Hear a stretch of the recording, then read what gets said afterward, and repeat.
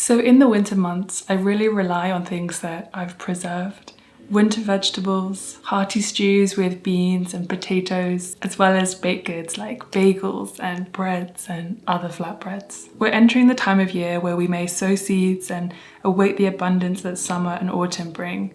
But for now, if you eat seasonally, then your meals may look a little like mine. Today's video though wants to offer you an alternative as well, for those of you living on the other side of the world where it's summer.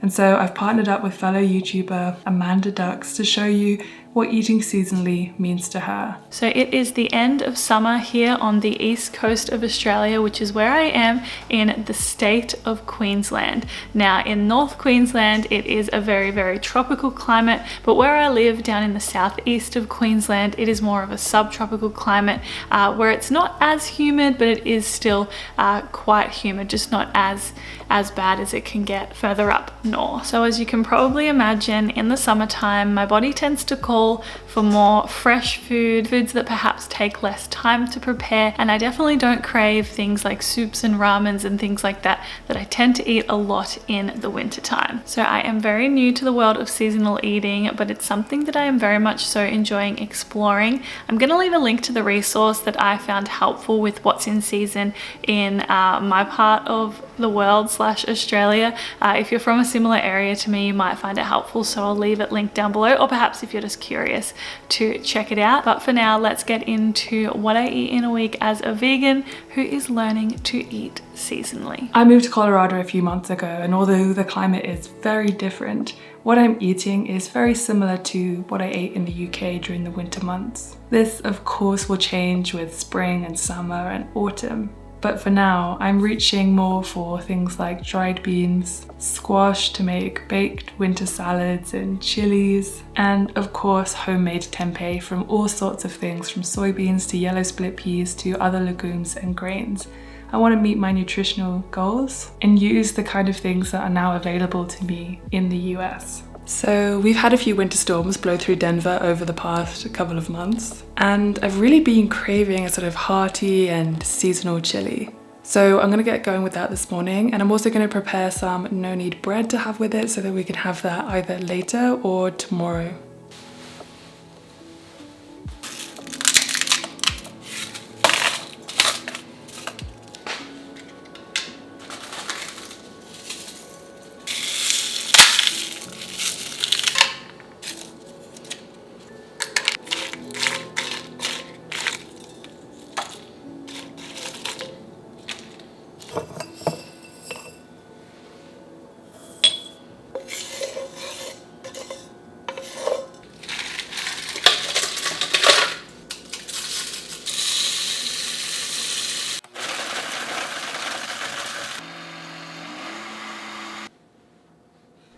So one of the reasons why I opt to make chilies in the winter is because you can really make use of store-cupboard things like tinned tomatoes and beans, or if you have dried beans in stock.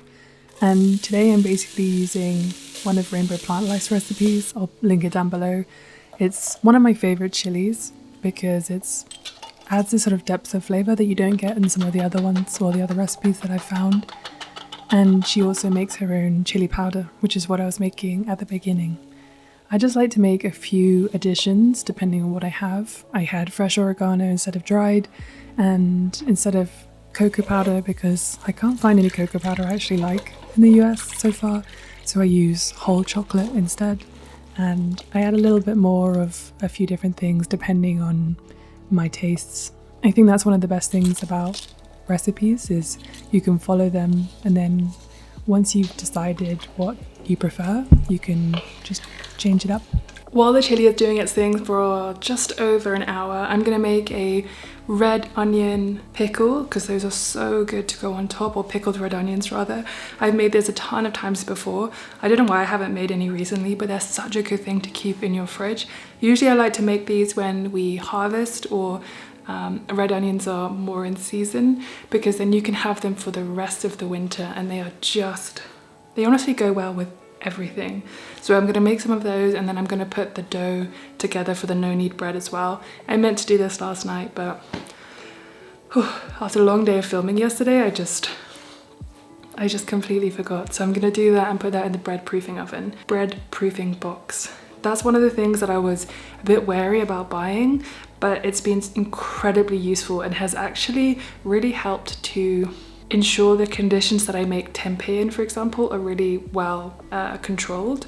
And honestly, it's the best tempeh I've ever made.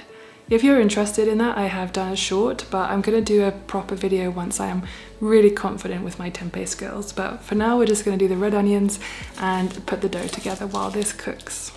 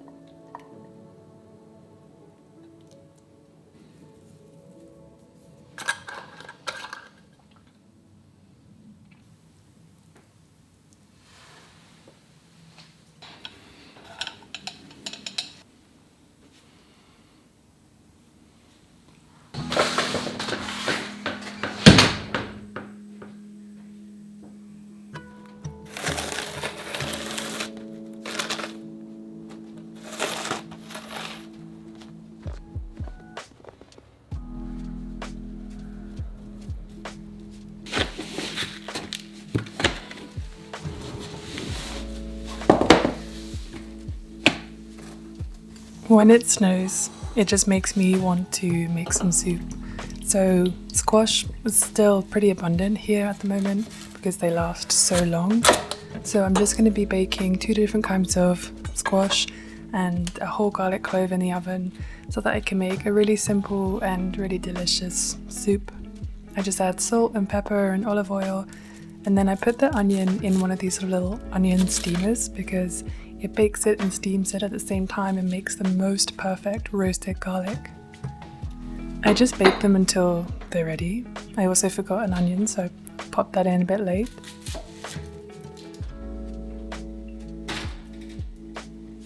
And then I pretty much blended everything up. The only things I added was a little bit more salt, some soy milk, just to add a little bit of creaminess.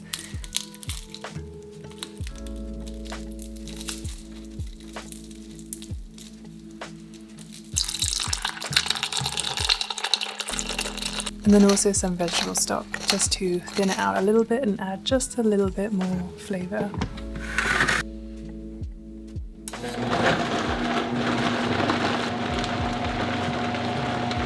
I had a little bit now, but I was mostly preparing this for those times when I can't really be bothered to cook and I just want something really easy.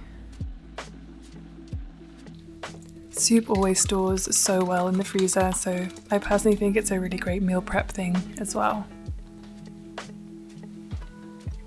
So I ended up injuring my elbow a couple of days ago, which means I can't really move it other than this. So I haven't been able to do as much filming for this video as I wanted to, which is a shame because this video I was very excited about. This morning though, I am going to make some no-knead bread, but I'm actually going to make the dough to make focaccia later. I experimented with this on Saturday, making for a couple of friends of ours that came over, and it turned out really well. So today I'm going to try making a olive no-knead focaccia bread, and it's just super simple. It's similar ingredients to my no-knead bread, it's just the quantities are slightly different and then the method is different. I think I'm going to be doing I did like a fast rise using the bread bin on the weekend, but I think I'm going to try doing a slow rise. So I'm going to put it in the fridge for about 18 to 24 hours and then take it out tomorrow. I've also been thinking about making some scones because I haven't made scones before, and I really want to try and see what it's like to make them. I'm also learning about ingredients at the moment and the history of ingredients like vanilla, for example, which is incredibly interesting. So I'm going to get going with the no knead focaccia bread dough, and then I'm going to talk about vanilla and a little bit about ingredients and why they're important while we make the scones.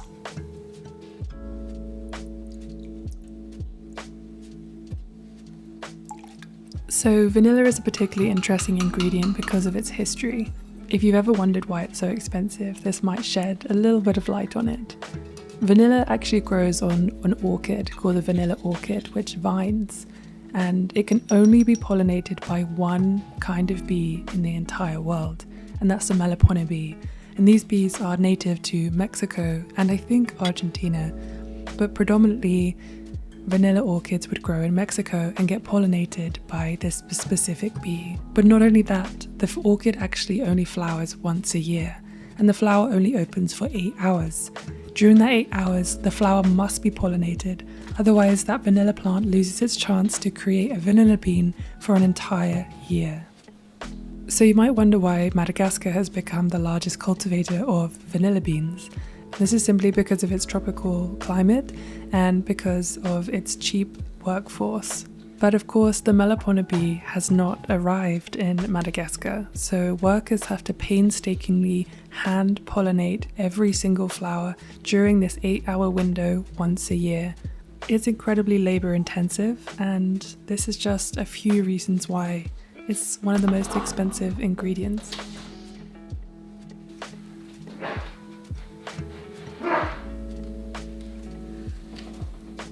Unfortunately, due to my injury, that's all we have time for today in this video, but I'm definitely going to be doing a part 2 because I'm doing a meal prep video next week. That's sort of part 2 of my new routines video, so I'm definitely going to be continuing that next week. So subscribe if you want to check that out, and if you want to see any more new content, then I also have a Patreon where we upload videos every other Wednesday, plus I upload articles about things like vanilla, for example, and the history of vanilla and why it's important and interesting. But also I'm talking everyone through my Scratch ebook, which I am currently creating, and asking for advice and getting your feedback and all that kind of stuff. So if you're interested, then I'll leave that in the description below.